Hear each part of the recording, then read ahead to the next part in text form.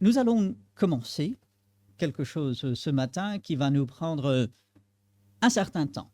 Honnêtement, pour l'instant, je ne sais pas exactement combien de semaines ça nous prendra. Sûrement au moins jusqu'à l'automne. Parce que j'étais là récemment en train de penser à la fois aux confessions de foi et au catéchisme. Et quand on entend le mot catéchisme, qu'est-ce qui nous vient à l'esprit? Ok, catholique. Ok, pourquoi?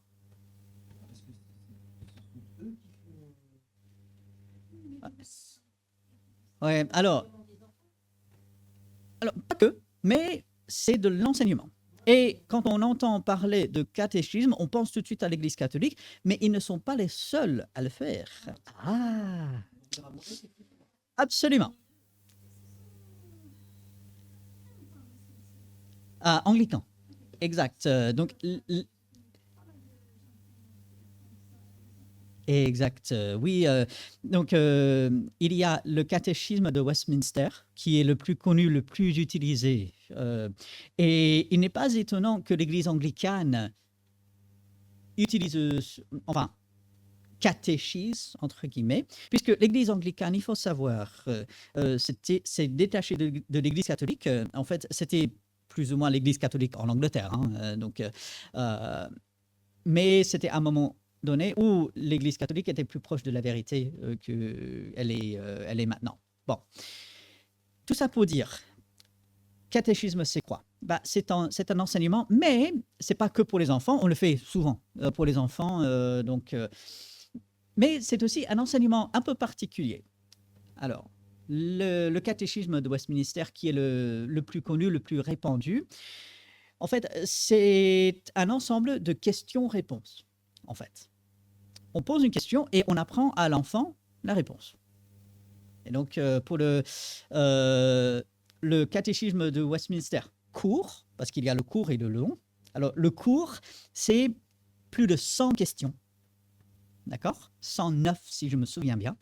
Le grand catéchisme de Westminster, c'est presque 200 questions, avec la réponse. Alors, pourquoi est-ce qu'on fait ça? Parce que c'est un bon moyen pour aider des personnes à apprendre. Cela a été établi dans les années 1600. Donc, on ne va pas rentrer dans tout l'historique, pourquoi ça a été fait et dans quelles circonstances. Mais c'est un document qu'on peut même trouver en français. Je peux vous envoyer un lien où vous pourrez trouver ça et lire si vous voulez. Il y a de bonnes choses avec des catéchismes, puisqu'on apprend, et surtout le catéchisme de Westminster, basé sur la parole de Dieu, il y a beaucoup de bonnes choses là-dedans. Et donc, on enseigne la parole de Dieu, finalement, les principes bibliques aux enfants, donc c'est bien. Un gros inconvénient de cela, c'est que on pose la question, on enseigne la question et la réponse à l'enfant, et trop souvent, on en reste là. L'enfant donne la bonne réponse lorsqu'on pose la question et on dit « Ah, ça y est, c'est bien ». Notre travail est terminé parce qu'on a enseigné, on a transmis l'info. L'enfant peut maintenant répondre aux questions, tout va bien. Non, puisque nous savons, la vie avec Dieu, ce n'est pas simplement une histoire de questions-réponses, c'est une histoire de cœur. Dieu, il veut transformer le cœur, pas simplement le cerveau. Il ne veut pas qu'on emmagasine simplement de l'info, mais il veut changer le cœur. Donc, il y a quand même des grands inconvénients avec des catéchismes, même le grand et le petit catéchisme de Westminster. En même temps, il y a de bonnes choses. Alors, on ne va pas prendre le catéchisme de Westminster, hein, mais je veux prendre la première question.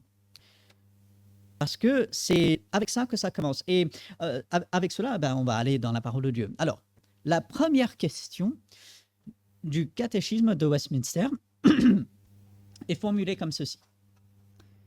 Quel est le but principal de l'homme? C'est la question qui est posée.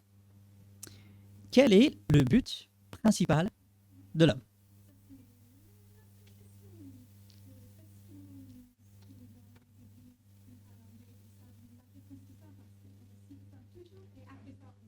Exact, exact. Donc c'est très répandu dans les églises réformées, dans l'église anglicane, dans l'église épiscopale aux États-Unis. Exact. Donc c'est très très répandu et les gens ils connaissent cette première question et la réponse. Et dans un sens, ça c'est bien parce que ils arrivent quand même à avoir la réponse. Ils disent les bonnes paroles. Bonjour. Mais encore une fois, comme je disais, l'inconvénient, c'est que c'est simplement une question de cerveau, de connaissance, et on ne travaille pas vraiment le cœur. Bon, il y a certaines personnes, j'en connais personnellement, qui se servent du catéchisme avec leurs enfants, et ce sont des enfants de Dieu, et ils l'utilisent pour travailler le cœur, pour faire réfléchir à l'enfant. C'est pas juste une simple apprentissage et tout. Donc, je reviens sur cette question. Quel est le but principal de l'homme?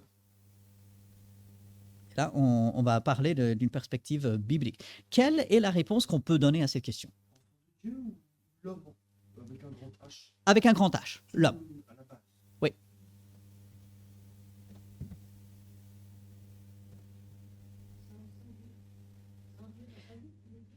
Alors, n'importe quelle personne sur la Terre, quel est le but principal de l'être humain? Je vais peut-être être à côté, Pas grave. mais le but, ce serait de. Ah non, non, ce serait pourquoi Dieu a créé l'homme. C'est pour sa gloire. Enfin, Ok, et donc, l'homme est fait pour montrer la gloire. ok, ben C'est sympa. on s'y approche, ok? C'est ça un petit peu. Ouais, ouais, ouais. Alors, oui, un témoin, mais un témoin de quoi?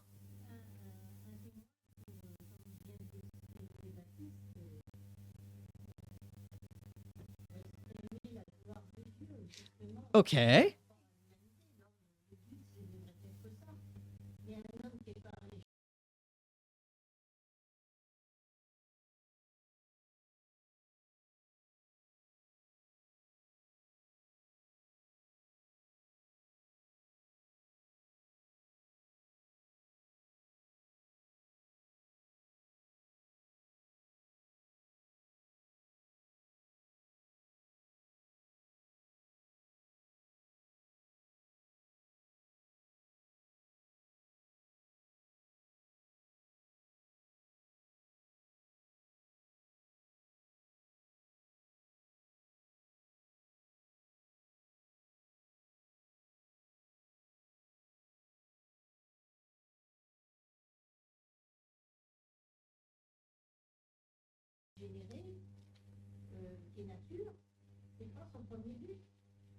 Oui, alors que ça devrait l'être. Oui, et c'est là où on voit que le salut n'est pas le but principal de l'homme.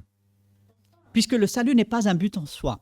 Le salut en Jésus-Christ nous emmène vers quelque chose, en fait. Ouais, est-ce que vous voyez? Ok.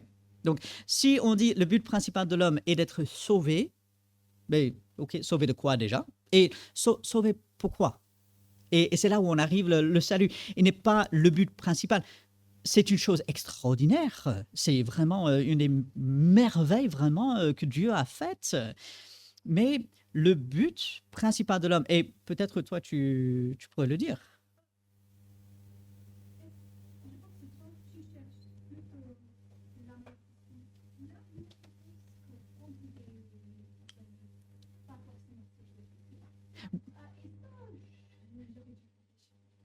D'accord.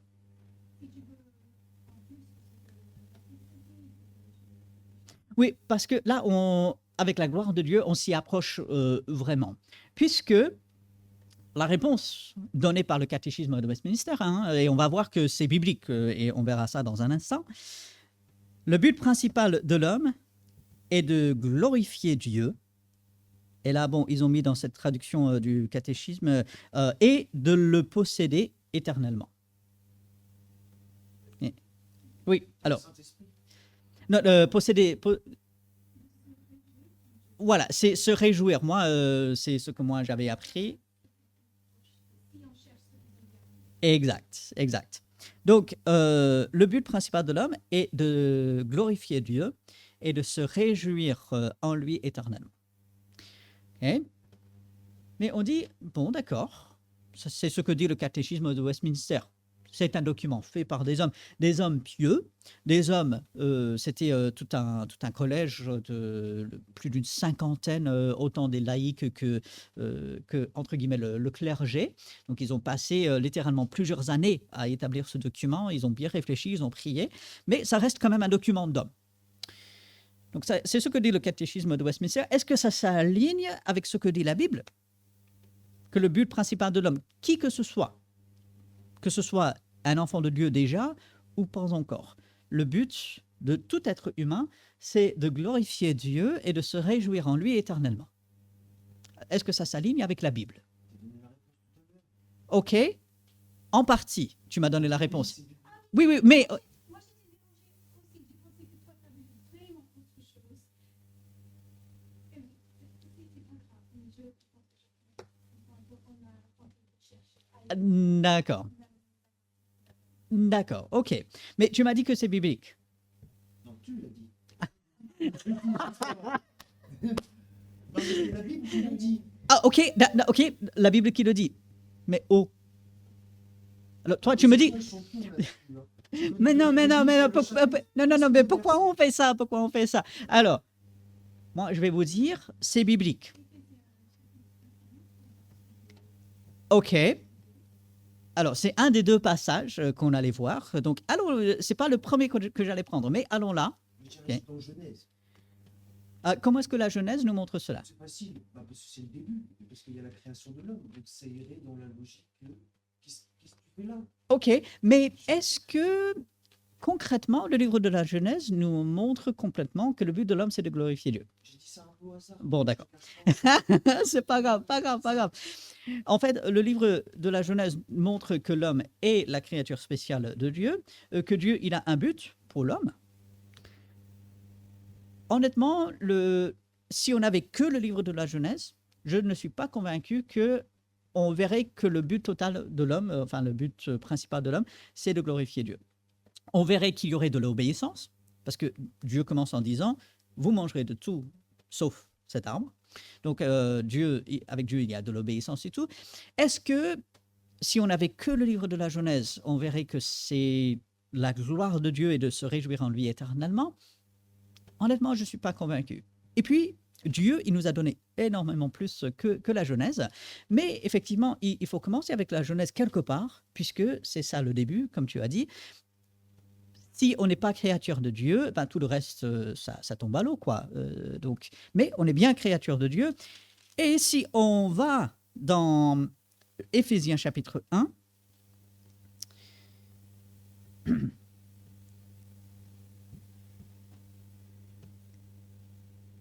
Éphésiens chapitre 1,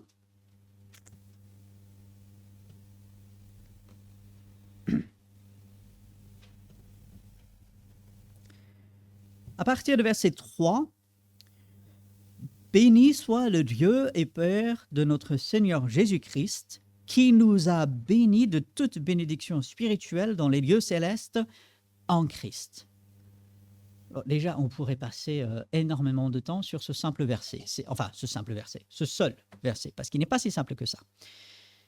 On ne va pas le faire ce matin, mais ce verset, il est magnifique. On est béni en Jésus-Christ. Amen. Verset 4.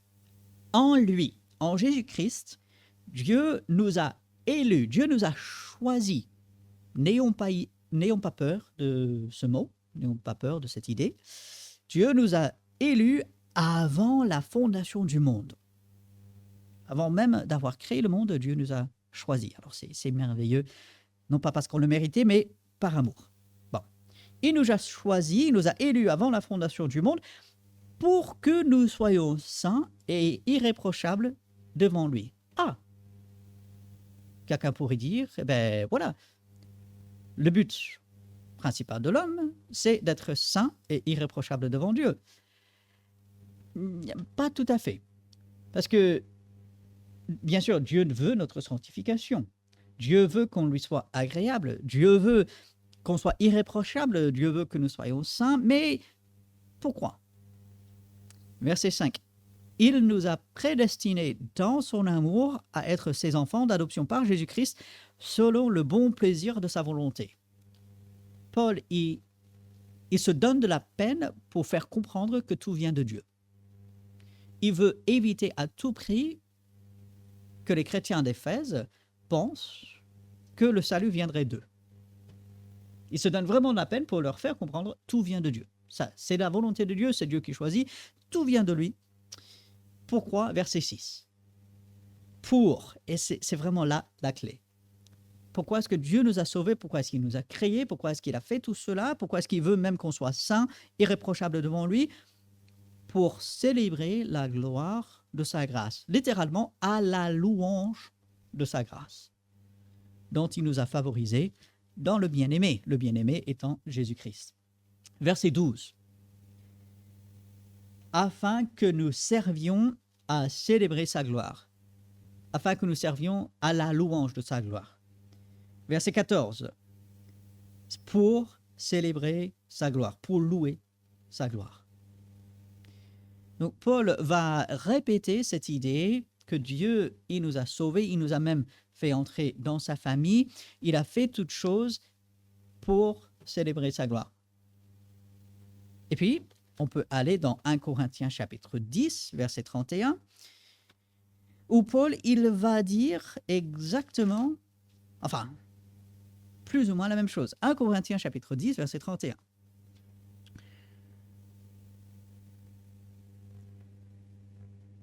Soit donc que vous mangiez, soit donc que vous buviez, soit que vous fassiez quelque autre chose, faites tout pour la gloire de Dieu. Paul, il a compris ce que Dieu veut de chacun d'entre nous, c'est qu'on le glorifie.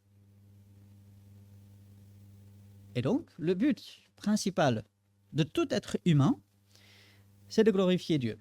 Ensuite, on va se poser la question, mais comment concrètement on va glorifier Dieu? Donc, tout d'abord, en devenant enfant de Dieu. Ça, c'est à la gloire de Dieu.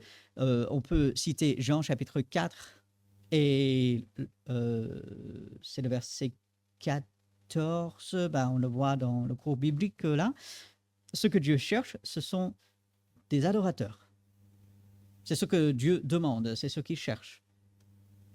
Pour que ceux qui adorent Dieu l'adorent en esprit et en vérité, parce que Dieu est esprit, mais Dieu, il cherche les adorateurs. Les adorateurs font quoi? Ils glorifient. Et comment adorer Dieu? Devenir un de ses enfants, et ensuite, en faisant d'autres enfants de Dieu. Et voilà pourquoi le témoignage sert à glorifier Dieu. Parce qu'on emmène d'autres personnes au salut en Jésus-Christ, ces personnes à leur tour acceptent, entrent dans la famille de Dieu et se mettent à glorifier Dieu en fait. Et quelqu'un avait dit une fois, la mission existe, donc la mission, le témoignage, le salut existe parce que l'adoration n'existe pas. Okay? Alors, c'est une bonne phrase qui est facile à dire et tout, et il faudrait développer un peu. Mais la mission existe en quoi? Ça existe à annoncer la bonne nouvelle du royaume de Dieu. Jésus-Christ est venu pour sauver quiconque place leur foi, confiance en lui. Il les fait entrer dans sa famille. Et ainsi, ces personnes qui étaient adorateurs de Satan, qui étaient adorateurs d'eux-mêmes, qui étaient adorateurs d'idoles, deviennent des adorateurs de Dieu. Et ainsi, la gloire de Dieu est mise en avant, est exaltée. Et du coup, le but principal de l'être humain, quel qu'il soit, ce n'est pas simplement pour les enfants de Dieu, c'est de glorifier Dieu. Quelqu'un qui n'est pas enfant de Dieu, la première manière de glorifier Dieu, c'est en devenant enfant de Dieu. On accepte Jésus-Christ par la foi. Et ensuite, en tant qu'enfant de Dieu, on continue de glorifier Dieu dans nos choix, on continue de glorifier Dieu dans nos paroles, dans notre marche. D'ailleurs, l'Épître aux Éphésiens montre bien que le salut produit obligatoirement un ensemble de changements et comportements dans la vie de l'enfant de Dieu. Chapitres 4, 5 et 6, c'est tout ça. la mise en œuvre finalement de ce salut dont nous sommes au bénéfice par Jésus-Christ.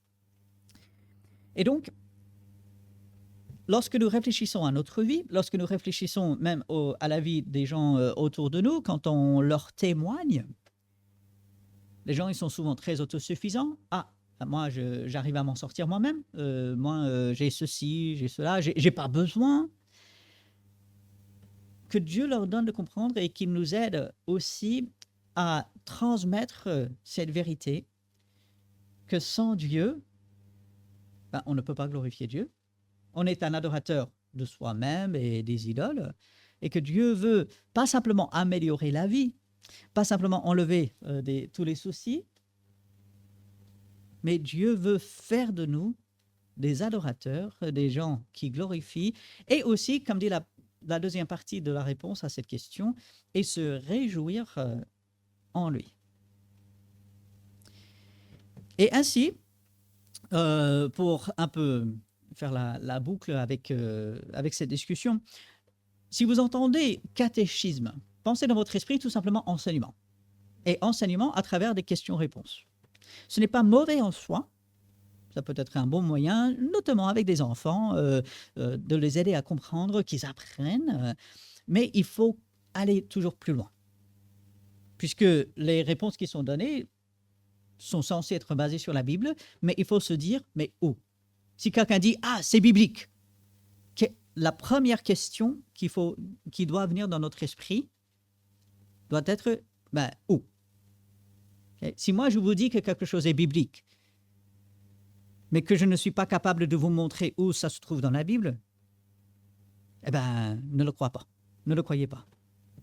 Hein? À ce moment-là, Ah oui, oui. moi, ça m'arrive tout le temps. Je parlais de la Bible, bah alors si on me demande où, quand, Ouais, ben, à ce moment-là, on fait des recherches. mais je suis certain que c'est biblique. Oui, mais attention, parce que si on ne sait pas où ça se trouve, on peut chercher. Si au bout des recherches, si même on demande à quelqu'un d'autre « Ah, je ne sais pas où ça se trouve, est-ce que tu peux m'aider ?» et tout, et qu'on ne trouve toujours pas la réponse, à ce moment-là, Un Oh. téléphone, ah oui, le téléphone peut être bien, mots-clés, c'est ça, et on va retrouver. On l'a déjà dit bien souvent, tu as deux passages dans la Bible qui parlent d'un sujet. Souvent. Minimum 2 fois. Oui, souvent. Donc, on va tomber sur l'un ou sur l'autre. Mais si on n'arrive pas à trouver dans la Bible, il faut être sur ses gardes. Non pas que la Bible parle de tout, okay, comprenons, mais exact, parce qu'il y a des situations, des choses. Exact, oui. Par contre, exact. Et Dieu, pour ce genre de choses, Dieu nous donne énormément de liberté et il veut qu'on fasse de bons choix avec cela. Mais si quelqu'un dit « Ah, ceci est biblique », ou même si quelqu'un dit « C'est dans la Bible », mais que la personne n'est pas prête à vous montrer où ça se trouve, dites « Bon, ben, tant que vous ne me montrez pas où ça se trouve, moi, j'y crois pas. Ou du moins, je vais avoir de gros doutes. » D'accord ? Même si c'est moi. Paul, il disait la même chose. Il dit « Même si c'est un ange, même si quelqu'un d'autre vient annoncer un autre évangile que ce que moi je vous ai annoncé, même s'il y a une lettre qui prétend venir de nous, qui annonce autre chose, ne le crois pas. » Parce que ce que Dieu a dit dans sa Bible, c'est ça qui est vrai, c'est toujours vers ça qu'il faut qu'on aille. Donc, quel est le but principal de l'homme ? Et ça nous concerne particulièrement aujourd'hui, glorifier Dieu et se réjouir en lui éternellement. Alors, nous savons ce que nous devons faire cette semaine.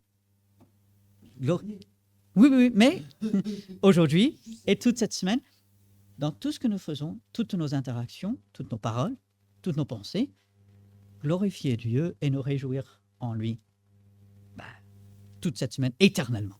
Donc, voilà, quelques pensées pour nous ce matin. Avec cela, on va s'arrêter parce qu'on veut avoir un peu de temps de pause avant de reprendre le culte.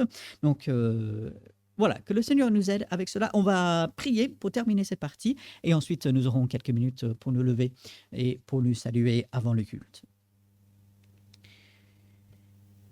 Oui, Seigneur, nous te louons, nous te remercions que Tu nous as donné ta parole et aussi que tu as donné à des hommes et des femmes à travers l'histoire de réfléchir, de préparer certaines choses qui sont des aides pour aller plus loin avec toi. Et Seigneur, donne-nous sagesse, ramène-nous toujours à ta parole, garde-nous ancrés dans ta parole et que nous puissions te glorifier, aussi nous réjouir en toi jour après jour, Seigneur, que tu sois vraiment le centre, pas simplement en parole, mais aussi en œuvre de notre vie, Seigneur. Aide-nous, fortifie-nous et c'est en ton nom que nous prions. Amen.